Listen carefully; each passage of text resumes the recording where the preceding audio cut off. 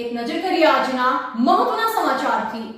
પાડતી Chhota Udepur local crime branch Imtiyaz Shaikh પોલીસ અધિક્ષક છોટાઉદેપુર નવે મિલકત સંબંધી વર્ણ શોધાયેલ ગુનાઓ શોધી કાઢી અસરકારક કામગીરી કરવા જિલ્લાના તમામ થાણા અધિકારી તથા તમામ શાખા ઇન્ચાર્જનાઓને સૂચના કરેલ. જે અન્વયે VS Gavit police inspector local crime branch Chhotaudepur નાઓ એલસીબી સ્ટાફના પોલીસ માણસો સાથે છોટાઉદેપુર પોલીસ સ્ટેશન વિસ્તારમાં પેટ્રોલિંગમાં હતા. જે દરમિયાન અંગત બાતમી હકીકત મળેલ કે છોટાઉદેપુર પોલીસ સ્ટેશન વિસ્તારમાં બંધ પડેલ મિલમાંથી લોખંડ, ભૂંગળા વગેરેની ચોરી કરેલ અને જે મુદ્દામાલના નાના ટુકડા કરી સફેદ કલરના કંતાની થેલીઓમાં ભરી વસુંધરા મિલની પાછળના ભાગે અવાવરૂ જગ્યાએ મૂકી રાખેલો.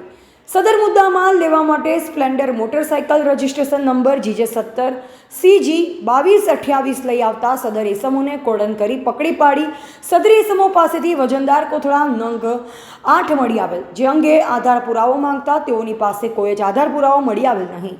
જેથી પકડાયેલી સમૂહની યુક્તિ પ્રયુક્તિથી પૂછપરછ કરતા તેઓ આ લોખંડની વસ્તુઓની ચોરી કરી ભંગારમાં વેચી દેતા હોવાનું જણાવેલ.